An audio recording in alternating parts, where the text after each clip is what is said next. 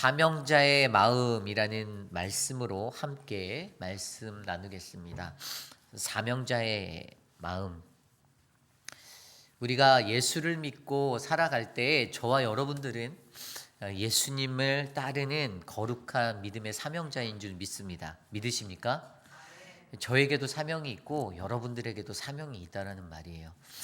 그 사명은 아마 우리가 죽는 날까지 우리의 일생을 다해 붙잡아야 하고 우리가 바라보아야 할 그러한 목표가 될 줄 저는 믿습니다. 근데 그 사명을 가질 때 어떠한 사명을 가지느냐가 더 중요하죠. 서로가 다 다른 사명, 다른 비전들을 주셨음에도 불구하고 사실 하나님 나라라는 전체적인 그림 안에서는요. 사실 이것들이 하나의 것들을 바라보고 있다는 사실을 기억하셔야 합니다. 그것은 바로 온 인류에 이루시는 하나님 나라, 바로 구원의 이야기입니다. 저는 이곳에 계신 저와 여러분들이 그 하나님 나라의 구원의 역사를 함께 써나가는 믿음의 사명자, 동역자 되기를 간절히 소망합니다. 오늘 말씀에 보면 1절에 이렇게 시작합니다. 그들이 예루살렘에 가까이 가서 감람산 벳박에 이르렀을 때 예수께서 두 제자를 보내시며 아멘. 예루살렘에 가까이 가서 감람산 벳박에 이르렀을 때 이 벳박이라는 것은 예루살렘 동쪽에 1.5km 거리상으로 보면 그렇게 먼 곳이 아니에요. 이제 예루살렘에 얼마나 가까이 도달했는지 우리가 알 수 있는 대목입니다. 예수님은 지금 자신의 사명을 가지고 그 사명을 이루기 위해 십자가로 나아가고 계셨습니다. 그리고 그곳이 이제 멀지 않았어요. 그런데 얼마 남지 않은 그 시간 속에서 예수님은요, 예수님의 두 제자를 보내셨다라고 기록하고 있습니다. 왜 예수님은요, 이들을 보내셨을까요? 예수님이 그들을 보내심으로써 그들이 갖고 있는 사명, 그들의 제자들이 가져야 할 사명들을 다시 한번 점검해 보기 원하셨어요. 그런데 오늘 이 시대를 살아가는 우리들에게도 이러한 일들이 일어날 수 있다는 것입니다. 예수님이 우리를 보내기 원하세요. 어디로요? 벳박에 이르렀을 때 우리를 하여금 그의 사명을 안고 그가 우리에게 그의 비전을 주시고 그것들을 실행하라고 요청하실 수가 있다는 겁니다. 어느 날 갑자기 문득 이러한 일들이 저와 여러분의 삶 속에서도 일어날 수 있습니다. 그러기에 저와 여러분들은 늘 우리가 사명자로서의 마음을 다잡고 내가 언제든지 그 음성을 듣고 반응하겠다라는 믿음의 발걸음들을 옮기셔야 합니다. 그러기에 오늘 첫 번째로 우리가 사명자의 모습으로 살아가기 위해서 가장 필요한 첫 번째 모습은요, 날마다 준비하는 모습이 필요합니다. 좀 전에 읽었던 대로 1절 말씀에서 예수께서 두 제자를 보내셨던 그 사건 속에서 예수님은요, 그들의 제자들이 늘 준비되어진 사명자가 되기를 원하셨어요. 어떠한 상황 속에서도 어떠한 환경 속에서도 굴하지 아니하고 주님이 보내시는 그곳에서 맡겨진 그 사명을 감당하겠노라라는 그 믿음의 역사를 이루기를 원하셨습니다. 오늘 여러분들의 삶의 모습은 어떻습니까? 오늘 주님이 여러분들을 부르신다라면, 오늘 여러분들을 주님께서 보내신다라면 여러분들은 그것들에 민감하게 반응하여 움직이실 수 있습니까? 저는 이곳에 계신 우리 모두가 그러한 인생이 되시기를 소망합니다. 어떠한 것이든지 주님, 내가 감당하겠습니다. 내가 주님 이 길을 걸어가겠습니다. 그리고 그것들을 가지고 하나님의 사명을 이루기 위해서 최선을 다하는 저와 여러분들 되시기를 원합니다. 오늘 그렇다면 예수님이 그들을 보낼 때 어떠한 사명으로 다시 그들을 보내셨나요?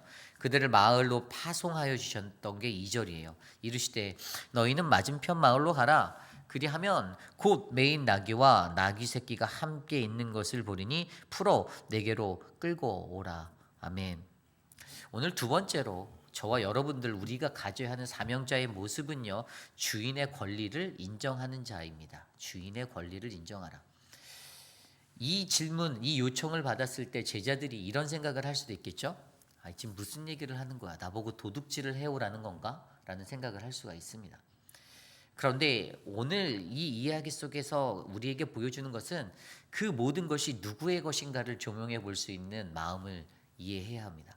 여러분, 여기 있는 낙이, 메인 낙이 또 낙이 새끼가 누구의 것입니까? 주인의 것이에요. 그런데 그 주인이 물리적으로 그것을 소유하고 있는 그 주인님의 우리가 너무나 잘 알지만 실질적으로 그 모든 것을 만드시고 이끄시고 하셨던 분은 바로 하나님 아버지라는 사실을 우리가 너무나도 잘 알고 있습니다.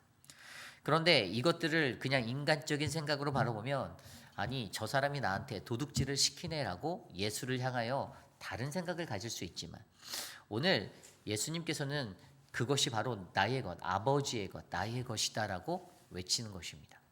그런데 이 문제를 받았을 때 바로 주인은 누구인가라는 이 문제 앞에서 바로 이것이 하나님 아버지의 것이고 오늘 내가 함께하고 있는 메시아 예수의 것임을 인정하는 자는요 아무런 거리낌 없이 그대로 마을로 들어가서 당연히 잘 가지고 올 수 있는 용기 있는 실천을 할 수 있었겠죠.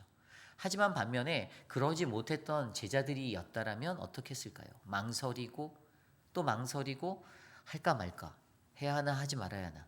저 마을에 들어갔을 때 내가 저 나귀들을 가져오면 도둑으로 몰릴 수도 있는데 내가 이것을 해야 하나?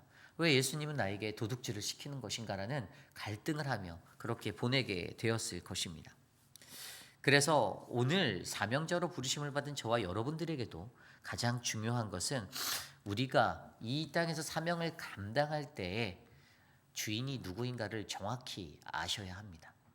이것이 누구의 것이고 또 이 모든 것이 누구의 것인지를 우리가 바로 알았을 때 우리가 주인이 쓰겠다라고 말씀하시면 그 주인 앞으로 아낌없이 드릴 수 있는 그 믿음의 모습들로 우리가 헌신할 수 있음을 기억하셔야 합니다. 주님이 오늘 여러분들을 부르실 수 있습니다. 여러분들을 부르셔서 여러분께 요청할 수 있습니다. 이것을 가지고 나아가라. 그리고 가져와라. 또 내가 너를 쓰겠다라고 요청하실 수도 있습니다. 그때 여러분들 안에 반드시 새겨져 있는 이 주인이 누구인가? 바로 예수님이 나의 주인 되시고 예수님이 나의 모든 것 되심을 고백하여 주님께 아낌없이 드릴 수 있는 저와 여러분들 되시기를 간절히 소망합니다.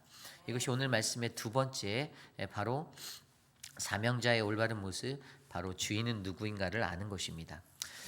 오늘 말씀 안에서 그 다음에 우리에게 알아야 하는 사명자의 모습은요, 바로 주인은 반드시 선택하는 분이라는 것을 아셔야 합니다. 선택하는 주인을 아셔야 합니다. 오늘 말씀 6절과 7절입니다. 제자들이 가서 예수께서 명하신 대로 하여 나귀와 나귀 새끼를 끌고 와서 자기들의 겉옷을 그 위에 얹음에 예수께서 그 위에 타시니 무리의 대다수는 그들의 겉옷을 길에 펴고 다른 이들은 나뭇가지를 베어 길에 펴고 9절입니다. 앞에서 가고 뒤에서 따르는 무리가 소리 높여 이르되 호산나 다윗의 찬송이여 찬송하리로다 주의 이름으로 오시는 이여 가장 높은 곳에서 호산나 하더라. 아멘. 앞서 6절과 7절 말씀을 보면요. 나귀와 나귀 새끼를 끌고 와서 자기들의 겉옷을 그 위에 얹었을 때 예수께서 그곳에 타셨다고 합니다. 근데 이들이 가져온 것은 정확하게 나귀와 나귀 새끼 두 개였어요. 그런데 예수님께서 타신 것은 어디에 타셨습니까? 나귀 새끼에만 타셨습니다. 나귀에는 타시지 않고 나귀 새끼에 타셨어요. 이것은 무엇일까요? 우리가 가져온 그 많은 것들이 있다 할지라도 결국에는 선택은 예수님의 손에 달렸다라는 것입니다. 예수님 그분 주인이 선택한다라는 것입니다. 우리가 신앙생활을 할 때에도 우리는 하나님께 아낌없이 드린다라는 마음으로 살아야 합니다. 좀 전에 말씀드렸던 것처럼. 그런데 우리가 가져온 것 안에서도 사실 하나님께서 선택해서 골라 받으실 수 있다는 것들을 이해하셔야 합니다. 하나님은 물론 우리가 아낌없이 드리는 모든 것들을 다 받으시는 그러한 하나님이십니다. 다만 그럼에도 불구하고 쓰시는 분 입장에서는 하나님 그분은 반드시 자신의 선택권을 가지고 일하시고 계신다는 것입니다. 우리에게도 수많은 사람들이 있습니다. 수많은 사명자들이 있습니다. 그 사명자들을 쓰실 때도 동일한 거예요. 하나님이 선택하십니다. 물론 다 쓰실 수도 있습니다. 그리고 좀 늦게 쓸 수도 있습니다. 그럼에도 불구하고 중요한 것은 하나님이 선택하여 주신다는 겁니다. 그런데 인간은 연약하여서 내가 만약 선택받지 못하였을 때 어떻게 됩니까? 마음이 상하게 됩니다. 하나님 왜 나를 사용하여 주지 않습니까? 하나님 왜 내게 그 하나님의 일을 감당할 수 있는 그 은혜를 왜 내게는 흘리지 않으십니까? 아니죠. 아직 때가 차지 않은 것뿐입니다. 다만 그때 하나님께서는 반드시 그분에게 주인에게 선택한다라는 그 선택권이 있음을 저와 여러분들이 아셔야 합니다. 많은 사명자들은 무조건 내가 다 하나님께 쓰임 받을 수 있다라는 이 강박관념적인 이 논리를 버리셔야 한다는 것입니다.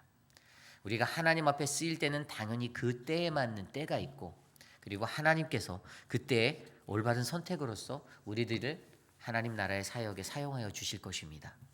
그러기에 저는 저와 여러분들의 삶 속에서 계속해서 하나님 앞에 나아가는 사명자로 살아갈 때에 내가 오늘 선택을 받던 선택받지 못하던 날마다 하나님의 그 선택을 존중하고 하나님께 언제든지 부르심에 합당한 모습으로 사용될 수 있도록 준비되는 저와 여러분 우리 모두가 되시기를 간절히 소망합니다.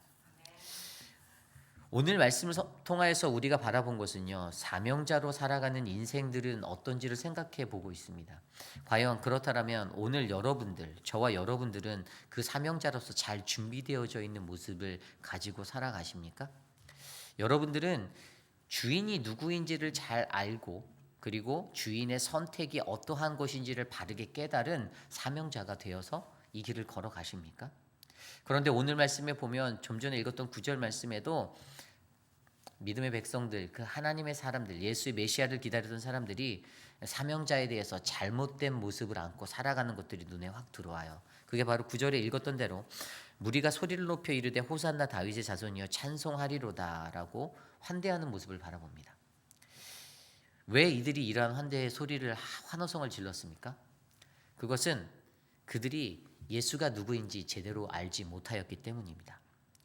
그들이 모시는 주인이 어떠한 목적을 가지고 이 땅에 왔는지 온전히 깨닫지 못하였기 때문입니다. 잘못된 생각과 잘못된 가치관으로 살아갈 때 그들은 헛된 아우성을 칠 수 있다는 것을 우리에게 보여주고 있습니다. 사명자로 살아가는 우리들도 마찬가지입니다. 만약에 저와 여러분들이 온전히 알지 못하고 온전히 깨닫지 못하는 주인에 관한 그 이해가 부족하다면, 우리가 예수가 누구인지 온전히 알지 못하고 우리가 믿고 따르는 그 메시아 예수 그리스도가 그분이 어떠한 목적으로 이 땅에서 하나님 나라의 사역을 감당하는지 이해하지 못한다면 우리는 그저 그 앞에서 인간적인 아우성 소리를 지르고 파티를 하는 그러한 육적인 모습으로 멈춰질 거라 저는 생각이 됩니다. 그러므로 저와 여러분들 모두가 올바른 메시아관을 가지고 올바른 그리스도를 가지고 우리의 주인이 누구이신지 그분의 하나님 나라를 기대하며 살아가는 저와 여러분들이 되시기를 간절히 소망합니다. 오늘 이 시대에 우리에게 필요한 것은 진정한 사명자입니다. 그러나 그 사명자는요, 결코 자신의 생각과 자신의 뜻을 가지고 하나님의 나라의 사역들을 감당하는 것이 아니라 하나님이 내게 주시는 사명이 무엇인지를 날마다 간구하여 마음속 깊은 곳에서 우러나오는 전심으로 하나님 나라의 사역을 감당해야 할 줄 믿습니다. 그래서 오늘 우리에게 주신 말씀과 같이 저와 여러분의 삶 속에도 바로 날마다 언제나 그분의 부르심 앞에 순종함으로 이 사명을 감당할 수 있는 그 준비된 자, 그리고 더 나아가서 주인이 누구인지, 주인이 무엇을 원하시는지, 주인의 것임을 인정하는 그 모습과 그리고 주인이 선택함을 바라볼 수 있는 이 주인의 권리를 올바르게 하는 아름다운 사명자 되시기를 간절히 소망합니다. 오늘 우리에게 주신 말씀을 놓고 함께 기도하기 원합니다. 하나님이 주신 말씀 안에서 주님, 우리가 이 땅에서 살아갈 때에 하나님이 주시는 크신 그 은혜를 우리가 발견할 수 있도록 하나님, 나를 참다운 사명자로 세워주십시오. 주인의 권리를 바로 알고 주인의 권리를 깨닫고 주인의 선택권을 바로 아는 믿음의 사람으로 우리를 삼아 주시옵소서. 함께 이 시간 기도드립니다.